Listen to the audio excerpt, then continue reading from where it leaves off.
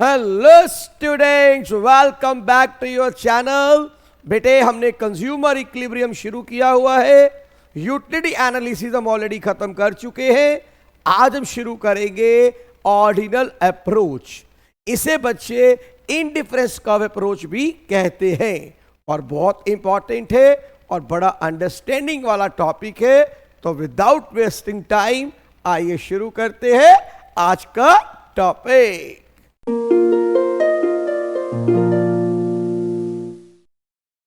Hello students, आइए शुरू करते हैं आज का टॉपिक। मेरे बच्चे, आज हम बात करेंगे इनडिफरेंस कर्व अप्रोच की। इसको हम ऑर्डिनल अप्रोच भी कहते हैं और हमारे इकोनॉमिक्स हुए हैं हिक्स एंड एलन, इन्होंने इसको दिया था, तो इसलिए हिक्स एंड एलन अप्रोच भी इसको कहते हैं। अब बेसिकली ये कंसेप्ट क्या है? देखो, इनडिफरेंस कर्व, सबसे पहले आप समझें इनडिफरेंस कर्व अप्रोच जो है वो इस कंसेप्ट के ऊपर बेस्ड है कि हम यूटिलिटी को सिर्फ कंपेयर कर सकते हैं, मेजर नहीं कर सकते।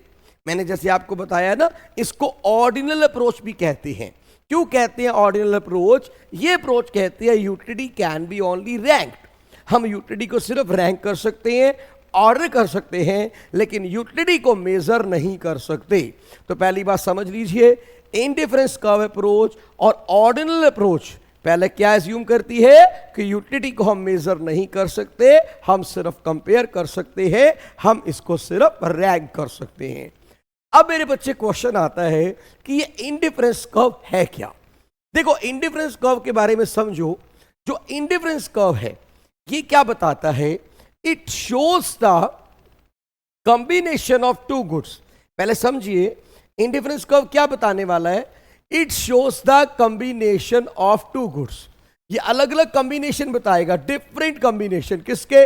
टू गुड्स के, जहां पर हर कॉम्बिनेशन आपको क्या देगा? Same satisfaction. यानी कि हमें अलग अलग कॉम्बिनेशन बताने वाला है दो गुड्स के, और हर कॉम्बिनेशन से क्या मिलेगी? Same satisfaction. इसलिए कंज्यूमर क्या है? न्यूट्रल है, इनडिफरेंट है, कि वो जो मर्जी कॉम्बिनेशन चूज करे उसे कोई फर्क नहीं पड़ता। देखो, ये जो वर्ड है ना इनडिफरेंस, ये इनडिफरेंस वर्ड कहां से लिया गया? ये वर्ड लिया गया इनडिफरेंट से। इनडिफरेंट का मतलब होता है न्यूट्रल।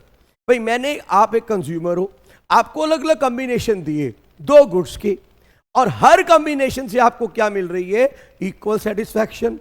तो आप इनडिफरेंट हैं, आप न्यूट्रल हैं, आपको कोई भी कॉम्बिनेशन मिले आपको सेटिस्फैक्शन सेम मिलनी है। और अब ये जो कॉम्बिनेशंस को हम जब डायग्रामेटिकली दिखाएंगे, जिस कर्व के द्वारा दिखाएंगे, उसे क्या बोलेंगे? Indifference curve. तो आइए थोड़ा सा इसको टेक्निकली और समझते हैं। तभी क्या बताया मैंने? ये शो करेगा डिफरेंट कॉम्बिनेशन। इसके शो करेगा टू गुड्स के, और हर कॉम्बिनेशन क्या देगा? Equal satisfaction. That is my dear indifference curve. तो आइए थोड़ा सा इसको आगे बढ़ते हैं। अब इस अप्रोच को करने से पहले हम कुछ एजम्पशन लेंगे। पहली एजम्पशन क्या है? Consumer is consuming only two commodity. हम एज्यूम करेंगे कंज्यूमर क्या कर रहे हैं? सिर्फ टू कॉमोडिटी कंज्यूम कर रहा है, may be X and Y, may be A and B, like that. Ordinal utility हमने भी एज्यूम किया, यूटिलिटी को सिर्फ आप क्या कर सकते हो? रैंक कर सकते हो, ऑर्डर कर सकते हो, मेजर नहीं कर सकते। यह भी एज्यूम किया। It is based on diminishing marginal rate of substitution. इसका मतलब क्या है कि अगर मैं एक्स की कंजप्शन को बढ़ाऊंगा तो मेरे को वाई की जो कंजप्शन है वो कम करनी पड़ेगी, but it will be at diminishing rate. अब ऐसा क्यों होता है भी आपको डिटेल में बताऊंगा, because it is based on diminishing marginal utility. तो इसको अभी डिस्कस करेंगे तो मैं आपको टेबल बताऊंगा। Then consumer is rational. कौन होता है रैशनल कंज्यूमर? जिसको चाहिए मैक्सिमम सेटिस्फैक्शन, जो कैलकुलेटिंग नेचर का है। एंड कंसिस्टेंसी, कहते हैं कंज्यूमर क्या है? कंसिस्टेंट है। मतलब अगर कंज्यूमर ने कभी ये बोला कि combination A is better than combination B, तो कभी भी नहीं बोलेगा combination B is better than combination A. मतलब कंज्यूमर कंसिस्टेंट है। देन ट्रांसिटिविटी ऑफ प्रेफरेंस, इसका मतलब क्या है? ये कहता है कि मान लो कॉम्बिनेशन ऑफ, ट्रांसिटिविटी को समझते हैं अच्छे से। ट्रांसिटिविटी का मतलब होता है, मान लीजिए combination A gives more satisfaction than combination B, and जो कॉम्बिनेशन बी है it gives more satisfaction than combination suppose C. तो ऑटोमेटिकली जो है जो कॉम्बिनेशन ए है वो ए सी से सेटिस्फैक्शन ज्यादा देगा। भाई A is greater than B and B is greater than C, तो इसका मतलब ए सी से ग्रेटर है। इसको बोलते हैं ट्रांसिटिविटी ऑफ प्रेफरेंस। कि अगर ए कॉम्बिनेशन बी कॉम्बिनेशन से बेटर सेटिस्फैक्शन दे रहा है, बी सी से ज्यादा दे रहा है, तो ऑटोमेटिकली ए कॉम्बिनेशन सी से सेटिस्फैक्शन ज्यादा देगा। तो ये इन असम्पशंस के ऊपर बेस्ड है हमारा इंडिफरेंस का अप्रोच। अब आइए इसको समझते हैं टेबल और डायग्राम से। Look at the table. बेटा बड़े ध्यान से समझना, पूरा कंसेप्ट इसी के ऊपर बेस्ड है। अब इस टेबल को आप ध्यान से देखिए, मैंने क्या बताया अभी आपको, दोबारा से डिस्कस करते हैं। मैंने कहा भैया इंडिफरेंस कब शो करेगा, डिफरेंट कॉम्बिनेशन किसके, टू गुड्स के, और हर कॉम्बिनेशन से क्या मिलने वाली है, इक्वल सेटिस्फैक्शन। अब देखो यहां पे मान लो मैंने दो गुड्स ले लिए एक्स एंड वाई, मैं यहां पे दो गुड्स ले रहा हूं माय डियर, एक एक्स ले रहा हूं और एक मैं वाई गुड ले रहा हूं, ठीक है। अब अलग अलग कॉम्बिनेशन है, मान लो एक्स का 1 गुड लेता हूं और वाई के 15, एक्स का 2, वाई के 11, इसका 3, इसके 8, इसका 4, इसका 6, इसका 5, इसका 5, अलग अलग कॉम्बिनेशन ले रहा हूं और मैं एज्यूम कर रहा हूं हर कॉम्बिनेशन से क्या मिलेगी, इक्वल सेटिस्फैक्शन। तो जो कर्व इन कॉम्बिनेशंस को दिखाएगा, अभी दिखाऊंगा मैं आपको डायग्रामेटिकली, जो कर्व ये सारे कॉम्बिनेशन दिखाएगा उसको हम बोलते हैं इंडिफरेंस कर्व अप्रोच। लेकिन उससे पहले एक बात बड़े ध्यान से समझो, एक बात बड़ी क्लियर है, जब मैं एक्स की कंजप्शन को बढ़ाऊंगा तो मेरे को वाई की कंजप्शन कम करनी पड़ेगी। भाई सिंपल सी बात है। आप एग्जांपल लेते हैं, मान लेते हैं, सपोज करो कि ये जो एक्स है ये हमारे पास है रसगुल्लास, ये क्या है, रसगुल्लास, बड़े वो खाते हैं रसगुल्ले खुश होके, और गुड वाई मान लीजिए क्या है आपके पास, समोसा। चलिए यहाँ ऐसा उल्टा कर लेते हैं, ये ज़्यादा हो जाएगा है ना, ऐसा करते इसको हम ले लेते हैं समोसा, नहीं तो वो बच्चा कहेंगे सर ये क्या हो गया, इतने तो हम खा ही नहीं सकते, और इसको हम ले लेते हैं रसगुल्लास, छोटे छोटे रसगुल्ले जो होते हैं ना। अब आपने एक समोसा खाया, 15 रसगुल्ले खाए, आपका पेट भर गया, या आपने 2 समोसे खाए 11 रसगुल्ले, या 3 समोसे 8 रसगुल्ले, या 4 समोसे 6 रसगुल्ले, या 5 समोसे 5 रसगुल्ले। मतलब आप कोई भी कॉम्बिनेशन लें, you are getting equal satisfaction. अब एक चीज बड़ी क्लियर है भैया, अगर समोसे ज्यादा खाऊंगा तो रसगुल्ले कम करने पड़ेंगे, भाई पेट तो मेरा वही है, सेटिस्फैक्शन तो सेम चाहिए। अगर रसगुल्ले ज्यादा खाऊंगा तो समोसे कम करने पड़ेंगे। यानी एक बात क्लियर है कि अगर मैं एक्स गुड की कंजप्शन बढ़ाऊंगा तो वाई की कंजप्शन कम करनी पड़ेगी। अच्छा इस पे आ जाइए, अभी हमने डिस्कस किया था ना diminishing marginal rate of substitution. अब एक बात तो क्लियर हो गई कि मैं अगर एक्स की कंजप्शन बढ़ाऊंगा तो वाई की कंजप्शन कम करनी पड़ेगी, लेकिन ये जो हम कम करेंगे it will be at diminishing rate. आप देखिए जब आपने एक्स गुड का एक आइटम बढ़ाई 1 to 2 गए, तो आपने वाई का कितना सेक्रीफाइस किया, 4 यूनिट का। फिर आपने एक और यूनिट कंज्यूम किया, अब आप सेक्रीफाइस कर रहे हैं 3 यूनिट का। फिर आपने एक और यूनिट कंज्यूम किया, अब आप 8 to 6 कितना सेक्रीफाइस कर रहे हैं, 2। फिर आपने एक यूनिट कंज्यूम किया 6 to 5, अब आप सेक्रीफाइस कर रहे हैं 1। यानी जब एक्स की कंजप्शन बढ़ रही है, नो डाउट वाई की कंजप्शन कम हो रही है, लेकिन कम कैसे हो रही है, डिमिनिशिंग रेट पे। पहले आपने 1x के लिए 4y सेक्रीफाइस किया, अब सेम 1x के लिए 3y, then 2y and then 1y। It is my dear diminishing marginal rate of substitution.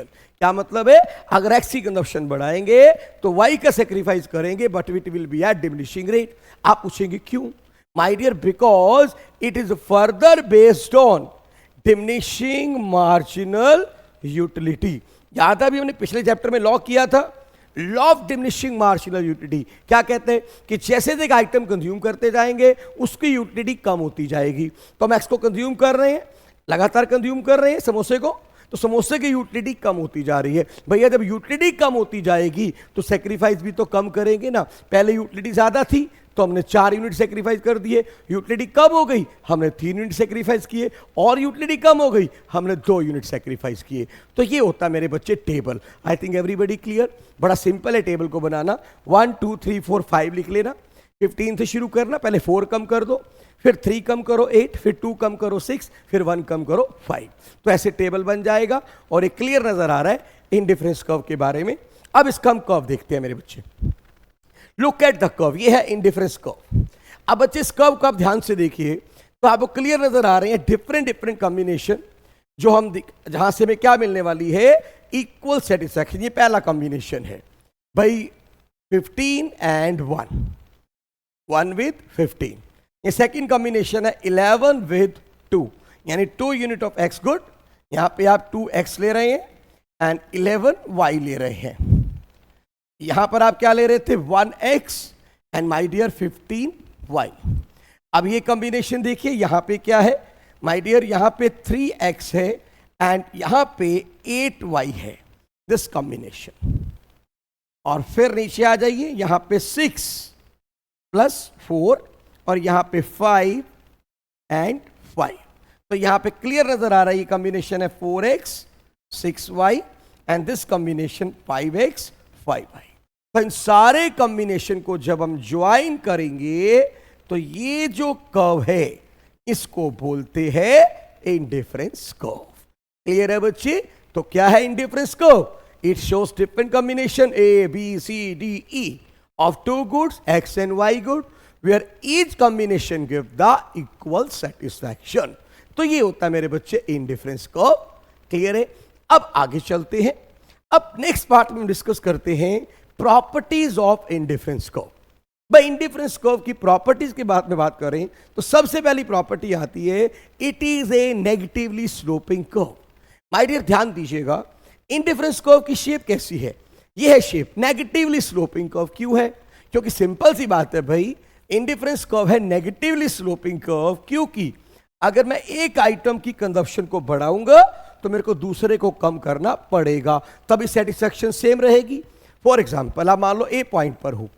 अब ए कॉम्बिनेशन क्या है? जहां पर आप एक्स कंज्यूम कर रहे हो OX और वाई कंज्यूम कर रहे हो OY।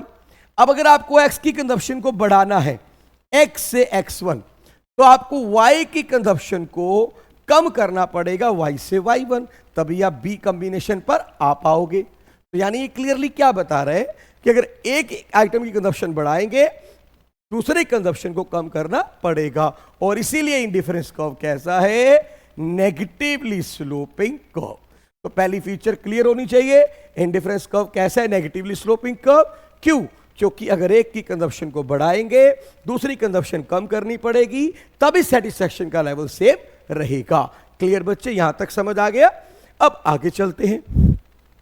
नेक्स्ट आता है combination of two good. Indifference curve क्या शो करते हैं? It shows the combination of two goods, जहां पे हर कॉम्बिनेशन पे क्या मिल रही है आपको? Equal satisfaction. तो ये सेकंड प्रॉपर्टी है, indifference curve is a combination of two goods. It shows different combination of two goods where every combination gives equal satisfaction. फिर मेरे बच्चे नेक्स्ट आता है कन्वेक्स टूरिशन। अब ध्यान दीजिएगा, जब हम इंडिफरेंस कर्व की शेप को देखते हैं, अब ध्यान दीजिएगा, नेगेटिवली स्लोपिंग तो है, लेकिन नेगेटिवली स्लोपिंग के साथ कैसे है? अगर आपको याद हो, हम छोटी क्लासेस में भी करते थे बेटा, ये देखो ऐसी शेप होती है ना, इसको बोलते हैं कन्वेक्स, और जब ऐसी शेप होती है इसको हम बोलते हैं कनकेव। ठीक है? अब इंडिफरेंस कर्व कैसा है? Convex to origin. ठीक है? कनकेव नहीं है। अब आप पूछोगे क्यों नहीं है? और ना ही ये स्ट्रेट लाइन है। ठीक है? ना ही स्ट्रेट लाइन है, ना ये कनकेव है। ये कैसा है? Convex to origin. Reason being because it is based on diminishing marginal rate of substitution. क्योंकि ये किसके ऊपर बेस्ड है? Diminishing marginal rate of substitution के ऊपर, और इसीलिए कैसा है? ये कन्वेक्स टू ओरिजिन। समझ आ रहा है मेरी बात? देखो ना, आपने पहले कितना सेक्रीफाइस किया? पहले आपने सेक्रीफाइस किया 15 टू जब आप 11 आए 5 यूनिट्स का, 5y का। फिर आप मेरे बच्चे नेक्स्ट टाइम सेक्रीफाइस करते हैं 11 से जब 8 आते हैं तो यू सेक्रीफाइस, सॉरी 15 टू आप आए यहां पे 11, तो आपने 4 का सेक्रीफाइस किया था 4y, और अब आप 11 टू 8 आ रहे हैं, कितना सेक्रीफाइस कर रहे हैं? 3y। और फिर आप जब नेक्स्ट आएंगे नेक्स्ट कॉम्बिनेशन, तो ये आप 8 से 6 आएंगे, सेक्रीफाइस क्या कर रहे हैं? 2y। और फिर आप 6 टू 5 आए तो यहां पे आपने कितना सेक्रीफाइस किया? 1। यानी देखो ना, सेम 1x आप इंक्रीज कितना कर रहे हो? x का 1 यूनिट। पहले सेक्रीफाइस कितना हो रहा है माय डियर? 4 यूनिट का। फिर सेक्रीफाइस हो रहा है 3 यूनिट का। फिर सेक्रीफाइस हो रहा है 2 यूनिट का यहां पे, और फिर सेक्रीफाइस हो रहा है ओनली 1 यूनिट का। तो ये क्या है? Diminishing marginal rate of substitution, और इसीलिए इसकी शेप आती है कन्वेक्स टू ओरिजिन। मतलब आप सिंपल याद रखो, indifference curve is convex to origin because it is based on diminishing margin rate of substitution. अगर इंक्रीजिंग होता तो शेप कनकेव बनती, कांस्टेंट होता तो शेप स्ट्रेट लाइन बनती, लेकिन ये कैसा है? Based on diminishing marginal rate of substitution, तो शेप कैसी है? Convex to origin. हम इन पॉइंट्स को ज्वाइन करेंगे तो अभी हमने देखा शेप कैसी आ रही है, it is convex to origin. Clear मेरे बच्चे? तो ये था इंडिफरेंस कर्व का कि it is convex to origin. फिर आता higher indifference curve gives more satisfaction than lower. याद रखना, अगर आपको बहुत सारे इंडिफरेंस कर्व इकट्ठे दिखाए हूं, पहले एक चीज और समझ लो, जब हम बहुत सारे इंडिफरेंस कर्व को इकट्ठे दिखाते हैं तो उसको क्या पता क्या बोलते हैं? Indifference map. क्या बोलते हैं? मान लीजिए मैंने आपको बहुत सारे इंडिफरेंस कर्व इकट्ठे दिखा दिए, 1 2 3 4, तो इनको कंबाइंडली हम क्या बोलेंगे? Indifference map. क्या बोलेंगे इसको? Indifference map. और याद रखना इस मैप में क्या होता है? जितना इंडिफरेंस कर्व हायर होता जाएगा उस पे सेटिस्फैक्शन उतनी ज्यादा होती जाएगी। यानी कि सबसे कम सेटिस्फैक्शन किस पे है? IC1 पे, इससे ज्यादा IC2, इससे ज्यादा IC3, इससे ज्यादा IC4। तो याद रखना, जितना इंडिफरेंस कर्व हायर जाएगा उतना सेटिस्फैक्शन लेवल हमारा बढ़ता जाएगा। तो इंडिफरेंस कर्व ऊपर जाता जाएगा, यानी ये IC1 से ज्यादा सेटिस्फैक्शन IC2 पे, मान लो मैं एक और बना देता हूं IC3, तो IC3 पे सेटिस्फैक्शन IC2 से ज्यादा हो जाएगी। तो ये भी आपने याद रखने, जितना इंडिफरेंस कर्व हायर होगा सेटिस्फैक्शन लेवल उतना ही ज्यादा होगा। फिर आगे चलते हैं मेरे बच्चे। Indifference curve never touch any axis, ना एक्स एक्सिस को ना वाई एक्सिस को कभी भी इंडिफरेंस कर्व टच नहीं करता। यानी कि देखो, ऐसी शेप कभी भी नहीं होगी, ना कभी इंडिफरेंस कर्व टच करेगा वाई एक्सिस को, जैसे यहां पे टच कर रहा है, इट इज नॉट पॉसिबल। ना ये टच करेगा एक्स एक्सिस को, इट इज नॉट पॉसिबल। आप पूछोगे क्यों? भाई सिंपल सी बात है, अगर ये वाई एक्सिस को टच करते थे IC1, तो इसका मतलब है it is only consuming Y good and X good. यहां पे क्या है? 0। और अगर ये यहां पे इसको टच करते हैं, इसका मतलब क्या है? He is only consuming X good, और यहां पे क्या है? Y good 0। यानी कि यहां पर अगर हम देखें तो सिर्फ एक्स की कंजप्शन हो रही है, वाई गुड 0। यहां पर वाई गुड की कंजप्शन हो रही है, एक्स 0। और ये पॉसिबल नहीं है, क्योंकि इंडिफरेंस कर्व क्या है? It is a shows combination of two goods. Indifference curve क्या दिखाता है?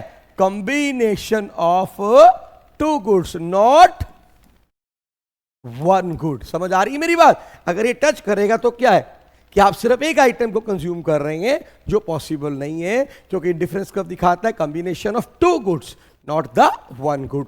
तो कभी भी इंडिफरेंस कर्व याद रखिएगा, वो किसी भी एक्सिस को इंटरसेक्ट नहीं करेगा, टच नहीं करेगा, because it means we are consuming only one good, जो कि इसके कंसेप्ट के अगेंस्ट है। क्योंकि इंडिफरेंस कंसेप्ट क्या है? It shows combination of two goods. आगे चलते हैं बच्चे। नेक्स्ट आता है, two indifference curve never intersect each other.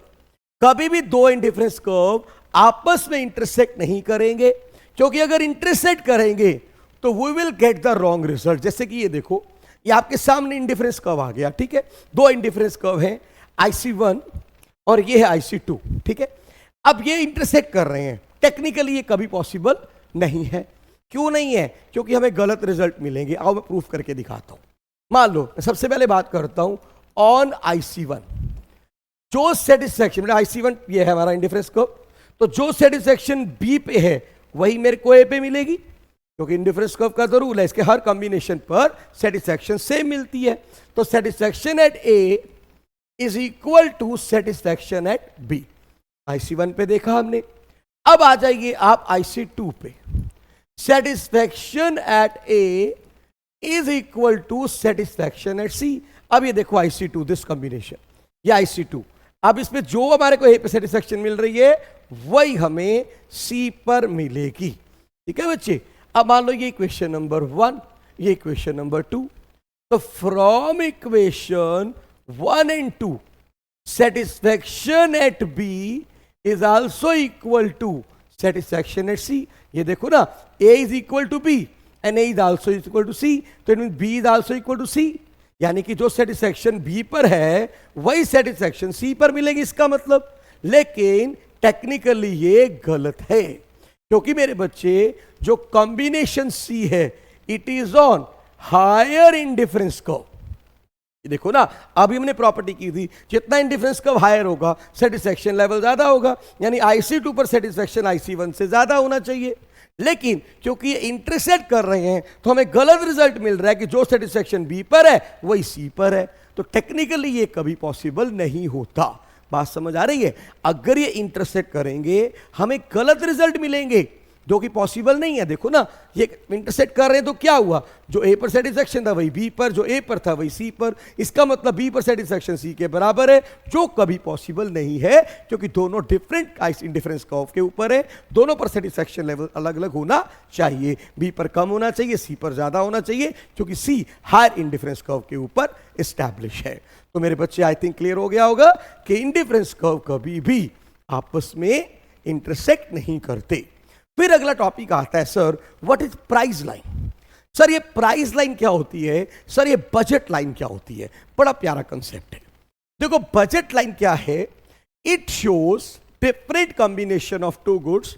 Budget line हमें क्या बताता है, डिफरेंट कॉम्बिनेशन बताता है दो गुड्स के, जहां पर जो हम खरीद सकते हैं विद द लिमिटेड मनी। ध्यान दीजिएगा, बजट लाइन क्या है, it shows different combination again of two goods which a consumer can buy, which consumer can purchase with his limited money income। यानी कंज्यूमर के पास कुछ लिमिटेड मनी है, उससे वो दो गुड्स के कौन कौन से अलग अलग कॉम्बिनेशन खरीद सकता है। मतलब क्या उसके बजट में आ रहा है, कौन कौन से दो गुड्स के अलग अलग कॉम्बिनेशन वो खरीद सकता है अपने बजट में, उसे शो करेगी बजट लाइन, या इसको बोल देते हैं प्राइस लाइन। तो टेबल डायग्राम से बड़े अच्छे से क्लियर होगा मेरे बच्चे। ये देखो, अब अज्यूम करते हैं, सपोज करो कि मेरी पॉकेट में 50 रुपए हैं। कितने हैं, लिमिटेड मनी मेरे पास कितनी है, suppose I have in my pocket total ₹50। ₹50 is with me, ठीक है, ओके। अब मेरे को दो आइटम खरीदनी है, गुड एक्स और गुड वाई। मान लेते हैं जो गुड एक्स है ये क्या है, रजिस्टर 10 रुपए का है, और गुड वाई क्या है, पेन, ये 5 रुपए का है, ठीक है। अब रजिस्टर और पेन के मैं कौन कौन से कॉम्बिनेशन खरीद सकता हूं, ये कौन सी लाइन बताएगी, माय डियर बजट लाइन। और सबसे पहले देखते हैं, अगर मैंने सारे के सारे 50 के 50 रुपए रजिस्टर पे खर्च कर दिए, कितने रजिस्टर आएंगे, 5, और पेन कितने आएंगे, 0। मान लो मैंने 4 रजिस्टर लिए, 40 रुपए लग गए, 10 रुपए बच गए, तो पेन कितने आएंगे, 2। मान लो मैंने 3 रजिस्टर लिए, कितने लग गए, 30 रुपए, 3 × 10 30, तो 20 बच गए, कितने पेन आएंगे, 4। मान लो मैंने 2 रजिस्टर ले लिए, अब 20 रुपए लग गए, मेरे पास कितने बच गए, 30 रुपए, तो पेन कितने आएंगे, 6। मान लो मैंने एक रजिस्टर लिया 10 रुपए, और मेरे अब 40 रुपए बच गए, तो पेन कितने आएंगे, 5 रुपए का एक पेन है, 8। अच्छा एक कॉम्बिनेशन और देख लेते हैं कि मान लीजिए सपोज मैंने सारे के सारे पेन ले लिए, रजिस्टर लिया ही नहीं, तो पेन कितने ले सकता हूं, 10। 50 रुपए है ना, 5 रुपए का पेन है, तो 10 पेन और 0 रजिस्टर। यानी ये अलग अलग कॉम्बिनेशन है जो मेरे बजट में है, जो मैं खरीद सकता हूं विद द अवेलेबल मनी। तो जब इसको मैं ग्राफिकली दिखाऊंगा जिस लाइन के ऊपर, इसको बोलते हैं बजट लाइन। देखो बजट लाइन क्या बता रही है, अलग अलग कॉम्बिनेशन। पहला कॉम्बिनेशन कौन सा था, एफ कॉम्बिनेशन, ठीक है, दूसरा ई, फिर डी, फिर सी, फिर बी और फिर ए। ये देखो ए कॉम्बिनेशन पे क्या है, 5 के 5 पेन लिए, और सॉरी 5 के 5 हमने क्या लिए थे, रजिस्टर, और पेन हमारे 0। ये बी कॉम्बिनेशन क्या बता रहा है, 4 रजिस्टर 2 पेन। ये बता रहा है 3 register 4 pen, 2 register 6 pen, 1 register 8 pen, और सारे के सारे पेन 10 पेन और 0 रजिस्टर। तो ये अलग कॉम्बिनेशन को मिला दिया जब सारे अलग अलग कॉम्बिनेशन को, तो ये क्या मिला मेरे बच्चे, दिस इज प्राइस लाइन, या इसको हम बोल देते हैं बजट लाइन। क्लियर है, बजट लाइन क्लियर हुआ। अब अगला टॉपिक आ जाता है हमारा कि बजट लाइन में शिफ्टिंग कब होती है और रोटेशन कब होता है। तो सबसे पहले मेरे बच्चे हम बात करेंगे शिफ्टिंग की। जब कंज्यूमर की इनकम में चेंज होता है तो बजट लाइन शिफ्ट करती है। और बड़ा सिंपल कंसेप्ट है, अगर कंज्यूमर की इनकम बढ़ेगी तो उसकी परचेजिंग पावर बढ़ेगी, परचेजिंग पावर बढ़ेगी तो प्राइस लाइन शिफ्ट करेगी राइटवर्ड। नोट कर लीजिए मेरे बच्चे, स्क्रीनशॉट भी ले सकते हैं कि जब कंज्यूमर की क्या होगा, इनकम इंक्रीज करेगी तो उसकी परचेजिंग पावर भी बढ़ेगी, तो प्राइस लाइन शिफ्ट किधर करेगी, राइटवर्ड। और इसके अलावा अगर इनकम डिक्रीज करेगी तो परचेजिंग पावर भी डिक्रीज करेगी and price line will shift leftward. Simple है भैया, इनकम बढ़ी, परचेजिंग पावर बढ़ी, ज्यादा खरीद सकोगे, budget line shift rightward. Income घटी, परचेजिंग पावर घटी, प्राइस लाइन शिफ्ट लेफ्टवर्ड। तो डायग्राम में कैसे दिखा सकते हैं, ये देखिए, लुक एट द डायग्राम। अब इस डायग्राम में क्या है, शुरू में जो मेरी प्राइस लाइन थी, it was my dear A1 B1, ये मेरी प्राइस लाइन है शुरू में, A1 B1, this is price line. Okay, अब अगर कंज्यूमर की इनकम बढ़ जाती है, it shift rightward A2 and B2, this one. और अगर कंज्यूमर की इनकम कम हो जाती है, परचेजिंग पावर कम हो जाएगी, शिफ्ट लेफ्टवर्ड A3 B3। तो पहला पॉइंट क्लियर हुआ कि प्राइस लाइन में कब शिफ्टिंग होती है, जब कंज्यूमर की इनकम में चेंज आता है। पहला पॉइंट क्लियर है। डायग्राम बनाना है, बना लीजिए। अब मेरे बच्चे आगे चलते हैं, change in price of one good. अब देखो, अगर कंज्यूमर की एक आइटम की प्राइस में चेंज होता है तो प्राइस लाइन जो है वो रोटेट करेगी। अब शिफ्टिंग नहीं होगी, अब क्या होगी, रोटेशन होगी। Change in the price of one good. अब ध्यान दीजिएगा, जब एक आइटम की प्राइस में चेंज होगा तो प्राइस लाइन रोटेट करेगी, शिफ्ट नहीं करेगी। ये देखो, अब ये हमारी शुरू में प्राइस लाइन थी A1 B1, ध्यान से समझिएगा। अब यहां पे क्या हो रहा है, रोटेशन। अब ये रोटेशन दो तरह का होता है, rotation on X axis and rotation on Y axis. अब ये एक्स एक्सिस पे कब होगा, जब एक्स गुड की प्राइस में चेंज होगा। मान लो एक्स गुड सस्ती हो जाती है तो एक्स गुड को आप ज्यादा खरीद पाएंगे, it rotate rightward like this. मतलब अगर एक्स गुड की जो प्राइस है वो कम हो जाती है तो प्राइस जो लाइन है वो क्या करेगी, रोटेट करेगी, किधर, राइटवर्ड। और अगर मेरे बच्चे इसकी प्राइस बढ़ जाती है तो अब एक्स गुड को आप कम खरीद पाएंगे, then it will rotate my dear leftward. यानी कि अगर एक्स गुड की प्राइस बढ़ जाती है तो प्राइस लाइन रोटेट करेगी, किधर, माय डियर लेफ्टवर्ड। क्लियर है, नोट कर सकते हैं। तो रोटेशन कब होता है, जब एक की प्राइस में चेंज होता है, आइदर एक्स गुड प्राइस और वाई गुड प्राइस। अच्छा, अगर वाई गुड की प्राइस में चेंज होता है तो कैसा होगा, वो भी देख सकते हैं आप। एक मिनट, यहां पे मैं यहीं पे डायग्राम बना के दिखाता हूं उसके सामने, ताकि बिल्कुल क्लियर हो जाए। देखो, अभी हमने देखा एक्स गुड की प्राइस में चेंज हुआ तो रोटेशन किधर हुआ था, एक्स एक्सिस पे। लेकिन अगर वाई गुड की प्राइस में चेंज होगा तो रोटेशन किस पे होगा, वाई एक्सिस पे। उसका डायग्राम भी एक बार आप देख लीजिए, वो इस तरह से बनेगा बेटा। मान लो शुरू में ये प्राइस लाइन है A1 B1, ठीक है, और इधर हमने लिया हुआ है वाई गुड, इधर लिया हुआ है एक्स गुड, ठीक है। अब मान लो एक्स गुड जो है, वाई गुड है, सस्ती हो जाती है तो ये वाई को ज्यादा खरीद पाएंगे, और my dear it will rotate like this A2 B1। जब कब होगा, वाई गुड सस्ता हो जाएगा। और अगर वाई गुड महंगा हो जाए तो वाई को आप कम खरीद पाएंगे, तो it rotate leftward like this. तो याद रखिएगा, ये रोटेशन वाई एक्सिस पे भी होता है और एक्स एक्सिस पे भी। जो वाई गुड की प्राइस में चेंज होगा तो वाई एक्सिस पे रोटेशन होगा, जब एक्स गुड की प्राइस में चेंज होगा तो एक्स गुड पर रोटेशन होगा। क्लियर है बच्चे। फिर आता है अगर दोनों की प्राइस में चेंज हो, if change in the price of both good, again shifting होगा। अब क्या होगा, यहां पे दोबारा से शिफ्टिंग होगा। कैसे, अगर दोनों की प्राइस कम हो जाती है तो कंज्यूमर की परचेजिंग पावर बढ़ेगी, और my dear in that case it will shift rightward. कैसा शिफ्ट करेगा ये, राइटवर्ड। मान लीजिए अगर दोनों की प्राइस में चेंज हो, मैं आपको बताता हूं और दोनों की प्राइस में इसको बना के दिखाता हूं ऐसे समझाने की बजाय। देखो यहां पे ना तुम 2-3 केस ले सकते हैं, ठीक है। मैं आपको 2 केस दिखाऊंगा, ज्यादा की जरूरत नहीं है, वैसे यहाँ बहुत केस बनते हैं। देखो सबसे पहला केस तो मैं शिफ्टिंग वाला दिखाऊंगा, उस शिफ्टिंग को ध्यान से देखिए कैसी होती है। मान लो ये थी हमारी प्राइस लाइन A1 B1, ध्यान से समझिएगा।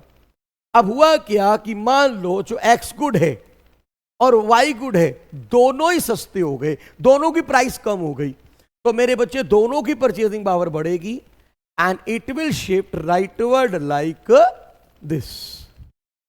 ये कब होगा?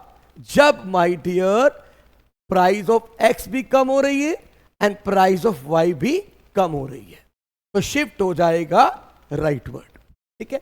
अगर मान लो X गुड और Y गुड दोनों ही महंगा हो गया तो कस्टमर की परचेजिंग पावर कम हो जाएगी, वो कम खरीदेगा, then it will be may be A3 B3 and now it is shifting leftward. यानी कि प्राइस ऑफ X अगर बढ़ जाए, प्राइस ऑफ Y भी बढ़ जाए, तो मेरे बच्चे शिफ्टिंग किधर होगी? फिर लेफ्टवर्ड। क्लियर है? तो ये जब दोनों की प्राइस बढ़ रही है, दोनों की प्राइस गिर रही है, ठीक है बेटे। अब एक ये केस देखते हैं। अब इसमें डायग्राम बहुत सारे बन सकते हैं, दोनों की प्राइस में जब चेंज हो। हम 2 डायग्राम बनाते हैं, बहुत है। यहां पे देखा दोनों की प्राइस गिर रही है या दोनों की प्राइस बढ़ रही है। अब ये वाला केस क्या, देखो शुरू में ये है प्राइस लाइन A1 B1, ठीक है। अब हुआ क्या? X की प्राइस तो गिर गई और Y की प्राइस बढ़ गई। अब देखो जब X की प्राइस गिरेगी तो X को आप ज्यादा कंज्यूम कर पाएंगे B1 से B2, और Y की प्राइस बढ़ गई तो Y को आप कम खरीद पाएंगे A2, and it will shift like this. A1 B1 से क्या हो गया? A2 B2। अब ऐसा क्यों हो रहा है? क्योंकि X सस्ता हो गया, ज्यादा खरीद पाओगे, Y महंगा हो गया, कम खरीद पाओगे। तो इस तरह से मेरे बच्चे जब दोनों की प्राइस में चेंज होता है तो बहुत सारे डायग्राम बन सकते हैं। हमने सिर्फ 2 बनाए हैं। एक केस बनाया जब दोनों की प्राइस गिर रही है, दोनों की प्राइस बढ़ रही है, एक की प्राइस गिर रही है X की, Y की प्राइस बढ़ रही है। तो इस तरह से मेरे बच्चे ये शिफ्टिंग हमारी होती है। फिर एक मेरे बच्चे कई बार टीचर क्वेश्चन पूछ लेता है, what is budget line equation. भाई बजट लाइन इक्वेशन क्या होती है? याद रख लेना, पेपर में टीचर पूछ सकता है, इंपॉर्टेंट है। बजट लाइन इक्वेशन होती है मेरे बच्चे M is equal to, M क्या है यहां पे? Money, P1 X1 plus P2 X2। P1 क्या है? Price of first good. X1 क्या है? Quantity of first good. P2 क्या है? Price of second good. X2 क्या है? Quantity of second good. That is equal to money. Basically technically देखा है, इसका मतलब क्या है? P1 X1 का मतलब क्या है? Money spent on first good plus money spent on second good is equal to total money. Simple सी बात है कि जो टोटल मनी आप 2 चीजों पे खर्च करोगे, या तो फर्स्ट गुड पे, P1 X1 का मतलब क्या है? जो मनी आपने किस पे स्पेंड करी? फर्स्ट आइटम पे। P2 X2 क्या बताएगा? जो मनी आपने स्पेंड करी सेकंड पे, और दोनों का सम क्या है? Total money. तो बेसिकली वही टेबल जो हमने पीछे बनाया था उसी से इसको एक्सप्लेन करते हैं। ये देखो कॉम्बिनेशन में क्या हो रहा था, आपने 10 यूनिट लिए मेरे बच्चे उसके आइटम नंबर 1 के, और उसकी प्राइस कितनी थी? 5 रुपीज। नहीं, आपने 5 यूनिट लिए हैं और उसकी प्राइस है 10 रुपीज। तो 10 रुपीज प्राइस थे, कितने यूनिट लिए? 5। तो कितने रुपए खर्च कर दिए इस पे? 50 रुपीज। मैं इसको रेड कलर लेता हूं, थोड़ा सा अच्छा नजर आएगा आपको। अब और Y गुड X गुड के क्या किया? 5 रुपीज का था, 0 यूनिट, यानी कितने खर्च कर दिए? 0। तो 50 प्लस 0 टोटल आपका क्या आ गया? 50। सेकेंड कॉम्बिनेशन में देखो P1 X1 क्या है? 10 इंटू 4, यानी कि 40 रुपीज यहां खर्च किए। 5 इंटू 10 तो 40 प्लस 10 50। यहां पे क्या हो गया? 30। इधर क्या आ गया? 20, अगेन 50 एंड सो ऑन। यहां पे क्या कर रहे हैं आप? 20 रुपीज। यहां पे कितने खर्च कर रहे हैं? 30 रुपीज। यहां पे 10 रुपीज, यहां पे 40, यहां पे 0 हो गए, अब यहां पे 50, and sum is always equal to my dear total money, that is M। तो ये होती है हमारी बजट लाइन इक्वेशन, जो ये बताती है कि कैसे हमारा बजट हम स्पेंड करते हैं, कैसे अपने पैसे को हम खर्च करते हैं फर्स्ट गुड पे और सेकंड गुड पे। तो अगर टीचर कभी बजट लाइन इक्वेशन पूछ ले तो आपने इस तरह से टेबल बना के उसको एक्सप्लेन कर देना है। टफ नहीं है, बहुत आसान है। अब आता है सर बजट सेट क्या होता है। सर बजट सेट का मतलब होता है वो सारे कॉम्बिनेशन जो कंज्यूमर खरीद सकता है विद द अवेलेबल मनी, चाहे वो अपने सारे पैसे खर्च करे या थोड़े कम पैसे खर्च करे। ध्यान दीजिएगा, बजट सेट क्या बताता है, ऑल द बंडल्स, बंडल्स को हम कॉम्बिनेशन भी कह सकते हैं। बजट लाइन में क्या, बजट सेट क्या बताता है, बजट सेट बताता है it is a set of all bundles. मेरे बच्चे बंडल्स को हम कॉम्बिनेशन भी लिख सकते हैं। ये शो करता है all combination that the consumer can buy with his income, यानी कि जो कंज्यूमर खरीद सकता है अपनी इनकम से, वो कौन बताएगा, बजट सेट। चाहे वो अपने सारे पैसे खर्च करे, चाहे वो थोड़े से कम पैसे खर्च करे। इसमें वो सारे कॉम्बिनेशन आएंगे जो बजट लाइन के अंदर आएंगे या बजट लाइन के ऊपर आएंगे। मैं थोड़ा और टेक्निकली बताता हूं आपको। इधर देखो, ये बजट लाइन है, ध्यान से समझना, बच्चे कई बार कंफ्यूज हो जाते हैं बजट लाइन में और बजट सेट में। ये देखो, this is the budget line A B, ये क्या है, बजट लाइन। ये अलग अलग कॉम्बिनेशन दिखा रही है, सी डी ई एफ, अलग अलग कॉम्बिनेशन जी। और ये सारे कॉम्बिनेशन कौन से हैं जो कंज्यूमर खरीद सकता है जब वो अपनी सारी की सारी मनी, ऑल मनी स्पेंड, यानी जब वो बजट लाइन के ऊपर कोई भी कॉम्बिनेशन खरीदेगा तो वो कितने रुपए खर्च कर रहा है, 50 के 50 रुपए खर्च कर रहा है। अब ये जो कॉम्बिनेशन है L M N O P, ये सारे कॉम्बिनेशन भी तो कंज्यूमर परचेज कर सकता है, यस और नो। लेकिन ये कॉम्बिनेशन जब वो परचेज करेगा, he will left with some money, he will left with some money. मान लो ये कॉम्बिनेशन लिया, ये लिया, ये लिया, तो उसका कुछ पैसे उसके पास बच गए। तो बजट सेट क्या दिखाता है, वो सारे कॉम्बिनेशन जो इस राइट एंगल में आ रहे, ओ ए बी, जो इस ट्रायंगल के अंदर जितने भी कॉम्बिनेशन आ रहे हैं राइट एंगल ट्रायंगल के अंदर, ओ ए बी, चाहे वो उसके अंदर है चाहे इस लाइन के ऊपर है, ये सारे कॉम्बिनेशन कौन बताएगा, बजट सेट। यानी बजट सेट बताता है वो कॉम्बिनेशन जो आप खरीद सकते हो, चाहे अपने सारे पैसे खर्च करो, चाहे उससे कम पैसे खर्च करो। और बजट लाइन बताता है वो कॉम्बिनेशन जो सारे पैसे खर्च करके आप खरीद सकते हैं। तो ये मेजर डिफरेंस है, समझ आ गया। यानी बजट लाइन की कॉम्बिनेशन जब आप यूज करेंगे, आपके पास कोई पैसा नहीं बचने वाला। बजट सेट के कॉम्बिनेशन बजट लाइन के ऊपर वाले भी है और इसके अंदर वाले भी हैं, यानी सारे पैसे खर्च करोगे तब भी और कम पैसे खर्च करोगे तब भी वो कॉम्बिनेशन आप खरीद सकते हैं, तो बजट सेट के हैं। अब इस लाइन को ध्यान से पढ़ो तो तुम्हें क्लियरिटी अच्छे से हो जाएगी। Budget set is a set of all the bundle the consumer can buy with his income, जो बच्चे बाय कर सकते हैं at prevailing market price. The right angle triangle OAB formed between the budget line and the axis is called budget set। तो जो right angle हमारा triangle बना है उसके अंदर जितने भी आ रहे हैं आपके कॉम्बिनेशन या उसके ऊपर आ रहे हैं, वो सारे कौन शो करेगा, बजट सेट शो करेगा। तो माय डियर, इसके साथ हमारा ये वाला टॉपिक आज खत्म होता है। नेक्स्ट लेक्चर बहुत इंपॉर्टेंट है, उसमें मैं आपको बताऊंगा consumer equilibrium with the help of indifference curve approach. बस मेरे बच्चे लेक्चर कोई मिस नहीं करना, डायग्राम्स की प्रैक्टिस करो, क्योंकि ये चैप्टर में डायग्राम बहुत सारे हैं और बिना डायग्राम्स के, बिना टेबल के मेरे बच्चे टीचर नंबर नहीं देगा। बार बार प्रैक्टिस करो जब तक आप इसमें एक्सपर्ट नहीं हो जाते। तो थैंक यू वेरी मच बेटे, गॉड ब्लेस यू। और हाँ, लेक्चर अगर अच्छे लग रहे हैं तो मेरे बच्चे लाइक जरूर कीजिए, कमेंट भी कीजिए, और कोई डाउट आता है जरूर पूछिए और अपने दोस्तों के साथ शेयर करना मत भूलिए। तो मिलते हैं ब्रेक के बाद।